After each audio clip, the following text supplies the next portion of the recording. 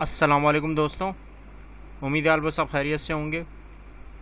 आज हम लोग पाकिस्तान स्टडीज़ का क्लास 9 फेडरल पंजाब बोर्ड का लेक्चर नंबर 20 लेक्चर नंबर 20 करने जा रहे हैं। और जो हमारे आज के टॉपिक्स होंगे वो क्लाइमेटिकल रीजन ऑफ पाकिस्तान होगा, यानी कि आबो हवा के लिहाज से पाकिस्तान के खित्ते कि आबो हवा के हिसाब से पाकिस्तान को कितने खित्तों में यानी कि रीजन्स में तकसीम किया हुआ है। आज हम लोग उसको एक एक करके डिस्कस करेंगे, लेकिन इसको डिस्कशन करने से पहले हम ये चेक करेंगे कि हमने प्रीवियस लेक्चर में क्या पढ़ा।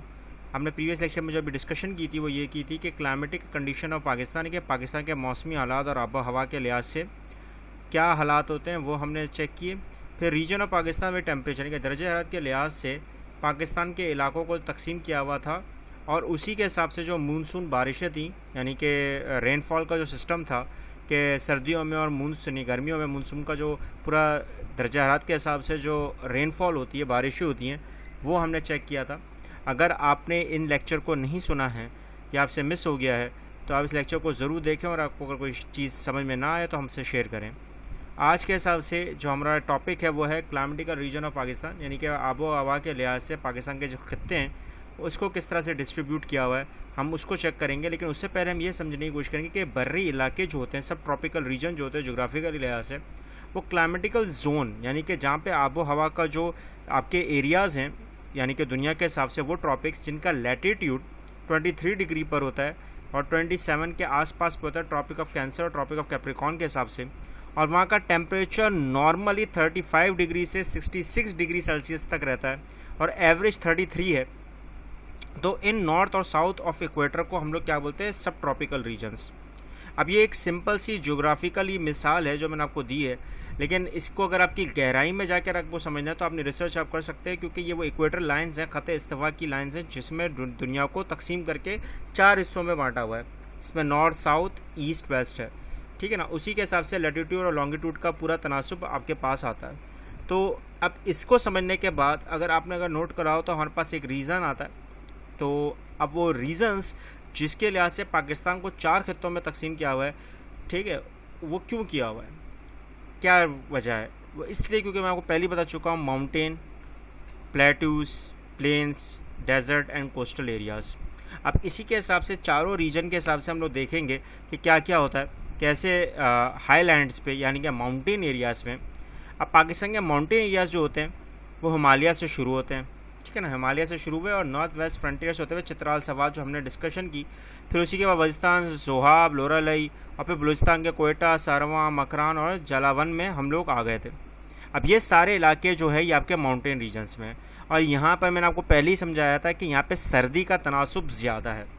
अब सर्दी का अगर तनासुब ज़्यादा तो यहाँ पे क्यों, क्या वजह है? यहाँ पे बर्फ़बारियाँ होती हैं, स्नो होती है, और अगर समर सीज़न में देखा जाए तो यहाँ पर जो टेम्परेचर होता है, दर्जा हरारत होता है, वो मॉडरेट रहता है, यानी कि बराबर है, मुतवाज़न रहता है, ना ज़्यादा ठंडा होता है ना ज़्यादा गर्म होता है, यानी कि समर के मौसम में, सॉरी समर निकल गया, समर के मौसम में गर्मा के हिसाब से हम लोग देख रहे होते हैं, ठीक है ना, आबो हवा के हिसाब से।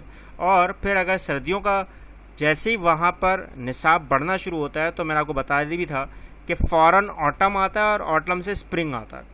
अब ये इन खित्तों में आता है क्योंकि किसकी वजह से, हिमालयाज़, मरी, हज़ारा, क्योंकि यहाँ पर रेनफॉल होता है। तो जाहिर सी बात है जैसी बारिश का जब आपका क्वांटिटी बढ़ती है तो उसके हिसाब से जैसे जैसे बढ़ती चली जाती है, वैसे ही ऑटम जो खुश्की का मौसम होता है वो ख़त्म होकर बाहर का शुरू हो जाता है। और यही वो रीज़न है कि पाकिस्तान में चारों सीजन्स आते हैं। प्लीज़ अच्छी तरह याद रखिएगा कि ये हाईलैंड्स हैं, हाईलैंड्स के बाद फिर आपके पास क्या आएगा, जाहिर सी बात है बर्री इलाके किसके आएंगे, प्लेटूज़ के। अच्छा, प्लेटूज़ का जो इलाके हैं वो ज़्यादातर इंक्लूड करते हैं हम लोग किसको, बलूचिस्तान को। मई से मिड सितंबर तक यहाँ पे गर्मी होती है और डस्टी विंड्स, देखो विंड्स, हवा का इसलिए क्योंकि प्लेन सरफेस एरियाज़ हैं जो उड़ गए हैं ज़मीन से, तो वो काटते हुए हवा निकलती है। बेटे 10 दफ़ा समझा चुका हूँ, प्लीज़ को अच्छी तरह याद रखना, क्योंकि आपके एमसीक्यूज़ में और लोगों को समझाना ज़रा मुश्किल होता है इसमें, क्योंकि 800 से 1000 मीटर्स तक ऊपर होती है, जितना ऊपर जाओगे हवा उतनी तेज़ होगी। हवा तो तेज़ होगी लेकिन वो फ्लैट ग्राउंड्स हैं, उस पर कोई नोक नहीं है, नोक होती तो काटते हुए चली जाती है, लेकिन वो सीधी जा रही है, ठीक है ना, लेकिन वो जितनी सीधी जा रही है वो उतना ही नीचे हो जाती है। अब नीचे हो रही है तो ये अल्लाह की कुदरत है। अब इस कुदरत को आप चेंज नहीं कर सकते, और इसको इतनी आराम से एक्सप्लेन भी नहीं कर सकता, क्योंकि ऊपर से नीचे ही आएगी ना चीज़। हवा अगर पहाड़ है तो ऊपर से नीचे जब आएगी तो जाहिर सी बात है बड़ी तेज़ी से आएगी। ये भी एक अच्छी तरह याद रखना, ऊपर से नीचे जब कोई चीज़ आती है बड़ी तेज़ी से आती है, जिसको हम लैंड स्लाइडिंग बोलते हैं, एवालांच बोलते हैं, जो आप बोलना चाहो, ठीक है ना। तो ये एक है। फिर अगर रेंज होती हैं, क्योंकि यहाँ पर जनवरी और फरवरी के महीनों में और एक्सट्रीमली हॉट समर में खुश्क इलाके, बलूचिस्तान के ज़्यादातर खुश्क इलाके, अब बलूचिस्तान प्रोविंस को आप देखें तो उसके 86 to 84% जो इलाके वो सारे खुश्क हैं, वो हवाओं की वजह से, डस्टी इवेंट्स की वजह से। और गर्मियों में ज़्यादा गर्मी होती है। यहाँ पे सिब्बी के इलाकों में अगर आप देखो तो 58 डिग्री सेल्सियस पर पहुँच चुका होता है। नॉर्मल टेम्परेचर चल रहा होता है 48, 49 चल रहा होता है, या 45 नॉर्मल टेम्परेचर गर्मियों में। तो वो अब आप समझ गए होंगे, तो बहुत ही गर्म इलाके हैं। तो यहाँ पे क्योंकि पानी नहीं है बेटा, यहाँ पे झाड़ें नहीं है, सब कुछ नहीं है, तो ये रीज़न है। अच्छा, फिर जो आता है आपके पास वो आता है कॉन्टिनेंटल लो लैंड्स। अब लो लैंड्स का मतलब आ गया आप प्लेन एरियाज़ में। अपर इंडस और लोअर इंडस, ये तो हमने पहले भी हम डिस्कस कर चुके हैं कि अपर इंडस पंजाब का इलाका आता है और लोअर इंडस सिंध के इलाकों में आता है। सिंध के इलाकों में ज़्यादातर यहाँ पे गर्मी होती है, मूनसून विंड्स होती हैं, हैवी रेंज होती हैं। पंजाब में भी होती हैं समर के महीनों में, ये तो अभी भी हो रही हैं, आपने अगर नोट करा हो। बाकायदा थल और ईस्टर्न डेजर्ट एरियाज़ बड़े हॉट हैं, ये भी एक सही बात है। विंड स्ट्रॉम्स और थंडर स्ट्रॉम्स बड़े एक्सपीरियंस होता है प्लेन एरियाज़ के, ख़ासतौर पे पेशावर के कुछ, पंजाब के कुछ इलाकों में। और यहाँ पे आप देखोगे गरज चमक के साथ बारिश हो रही होती है। और हाँ, प्लेन एरियाज़ में सिंध में भी हो रही होती है कुछ मुकामात पे, वरना तो नहीं। और जब हम लोग डेजर्ट और कोस्टल एरिया की तरफ आते हैं, ज़्यादा कोस्टल एरिया की तरफ जब हम आते हैं, तो ये जो सिंध का इलाका और बलूचिस्तान का इलाका, जिसमें 5 इलाके लगते हैं, तो यहाँ पर टेम्परेचर ऑफ द रिकॉर्ड होता है। कभी बहुत ज़्यादा हो रहा होता है और कभी बहुत कम हो रहा होता है झटके में, बिकॉज ऑफ ह्यूमिडिटी लेवल। कहीं ह्यूमिडिटी लेवल बहुत ज़्यादा हो जाता है, नमी का तनासुब, और कहीं नमी बहुत ज़्यादा कम हो जाती है। अब जैसी ये कम होती है तो उसमें आपको ब्रीज, हवा के झोंके आते हैं।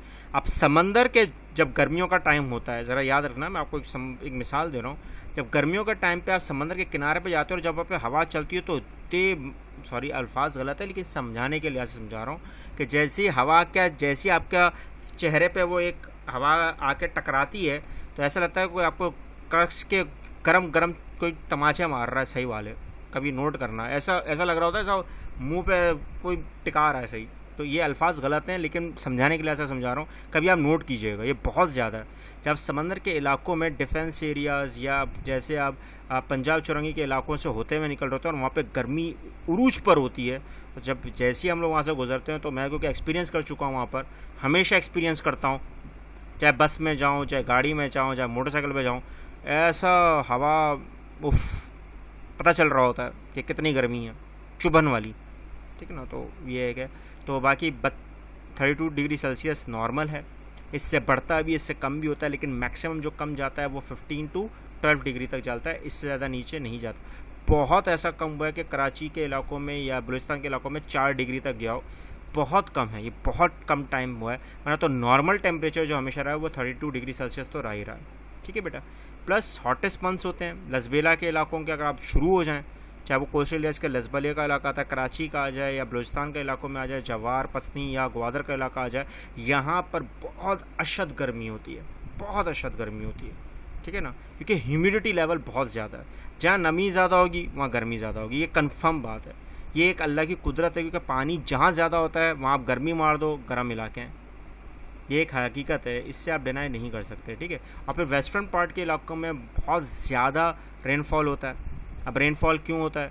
क्योंकि यहाँ पे सर्दियों का तनासुब बहुत कम होता है, हाँ ये हकीकत है। गर्म में इलाके हैं, जब गर्म इलाके होंगे तो सर्दी कम होगी।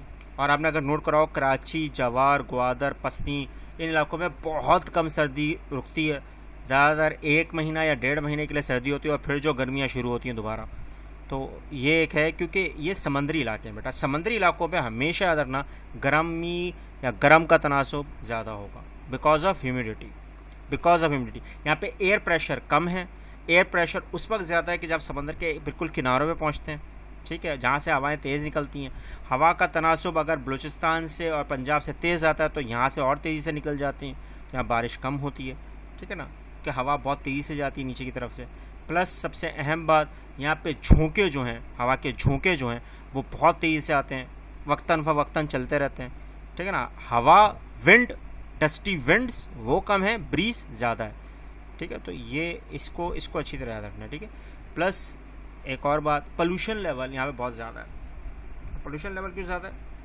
यहाँ पे आपको फैक्ट्री ज़्यादा मिलती है, इंडस्ट्री ज़्यादा मिलती है, तो यहाँ पे आपको गर्मी का दूसरा जो मेन फैक्टर है वो ये भी है, तो इन चीज़ों को ज़रा ध्यान में रख के लिखना, क्योंकि ये अगर आप लोगों ने सही तरह नहीं बताया तो फिर सामने वाला बोलता है कि हमें कुछ पता ही नहीं है, ये बच्चे को कुछ इल्म ही नहीं है, पता नहीं कराची में रह भी रहा है या नहीं रह रहा, पता नहीं सिंध में है भी या नहीं। तो ये वो चीज़ है, ठीक है। अगर यहाँ पर अगर आपको कोई ऐसी चीज़ लगती है कि सिंध के लिहाज से, यानी कि सिंध के लिहाज से बोल रहा हूँ, अगर आपके लोअर और अपर इंडस प्लेन के हिसाब से या प्लेटूज़ के हिसाब से या कोस्टल एरिया के हिसाब से अगर आपको समझ में ना आया हो तो ज़रूर पूछें, ज़रूर शेयर करें। और आपको कोई चीज़ अगर समझ में आ गई हो बहुत तेज़ी से तो प्लीज़ ज़रूर शेयर करें, कमेंट करें, क्योंकि ये वो इलाके हैं कि जहाँ पर बच्चों को बहुत ज़्यादा घिचपिच हो जाती है, क्योंकि माउंटेन्स का तो सभी को पता होता है कि वहाँ पे सर्दी ही होगी, तो वो तो बहुत ही आसान है, ठीक है ना। तो वो तो बहुत ही आसान है, लेकिन इन एरियाज़ में जैसे प्लेन्स हो गया, प्लेटूज़ हो गया, कोस्टल एरियाज़ हो गए, यहाँ पे ज़रा थोड़ा मुश्किलात आती हैं। अगर आपको कोई चीज़ समझ में नहीं आई हो तो ज़रूर शेयर करें, कमेंट करें, और आपको कोई तेज़ी से चीज़ समझ में आ गई तो वो भी शेयर करें, कमेंट करें। और ये चैनल उन बच्चों, उन लोगों तक लाजमी पहुँचाएं जिनको इस इल्म की ज़रूरत है। प्लीज़ मिलते हैं नेक्स्ट लेक्चर में। अल्लाह हाफ़िज़।